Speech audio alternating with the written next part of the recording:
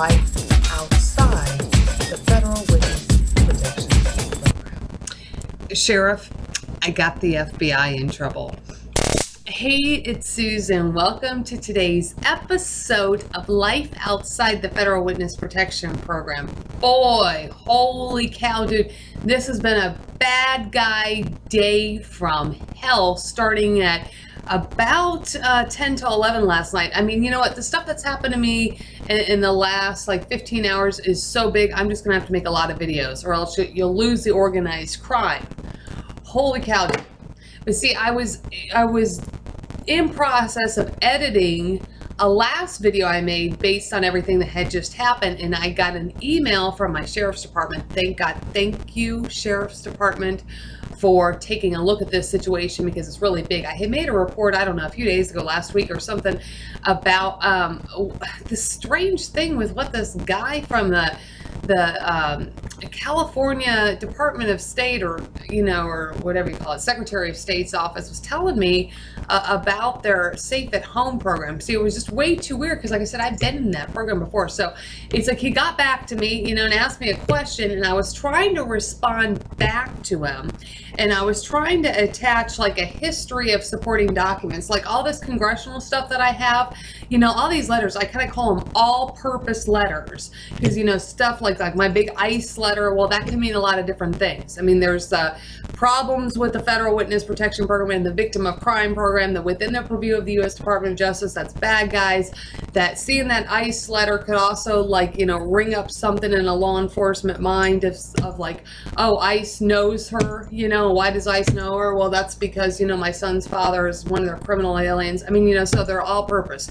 These National Security Agency 100-page FOIA case with a 2-sentence confirmation sort of letter, as I call it, that says your situation's in the jurisdiction of the National Security Agency. I mean, see, these are things that at least if they saw it, it would trigger, hey, wait, this is a terrorism case. Hey, wait, there's something going on.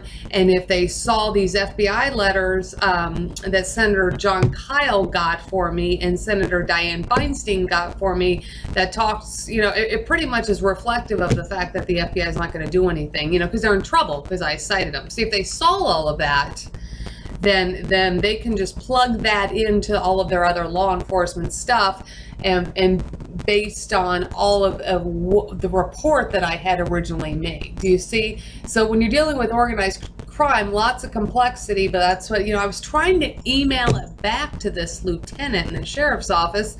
I was trying to just respond to his email. That didn't work. And then there was another email, it was a crime tips email. So I tried to use that and respond back to him. And both of them came back as undeliverable from the postmaster. So, and then I just called the sheriff's office and they just said, well, I guess I could just contact him through the crime tips line. So I did that, but the only problem with that is that the way that their system is set up, I can't upload attachments like I can with iWatch departments or even some other, online reporting mechanism. So hopefully maybe I'll just, be able to show it to him later. I mean, if he needs to see it or whatever the case. I mean, apparently, these documents that I have are helpful to other law enforcement. So, like I said, it just sort of flags everything in their mind. But I appreciate that that lieutenant in the sheriff's department of Riverside County got back to me, because that makes me feel better. At least that somebody wanted to look into it. And then, but the problem is that they're just going to have to get over the fact that the FBI is in a lot of trouble. And I know that their department works with the FBI and their human trafficking coalition, but I do not work with the FBI. I refuse to be pushed to the FBI anymore. I absolutely refuse to be pushed to the FBI anymore. Too many people have tried to push me to the FBI. I'm not doing it. I will have no part of the FBI. One of the reasons that I'm trying to leave this country permanently and seek legal status in another country under refugee status is because of the FBI and because of this FBI, CIA, Al-Qaeda task force. I'm not putting up with them anymore. It's been 10 years. My whole family's missing and they hack me all the time. They use me for bait. It's like all I do is I exist as some kind of core culprit for organized crime, and I'm sick of it. I'm totally sick of it. I've been sick of it for a really, really long time. So I'm just not dealing with the FBI. But my situation's hella big. So, but anyway, at least I appreciate that email response, and hopefully that lieutenant will get the message, and then we'll go from there. But anyway, so that is this little segment of Life Outside the Federal Witness Protection Program. Keep your stun gun handy. There's real criminals and terrorists out there. I'll see you next time.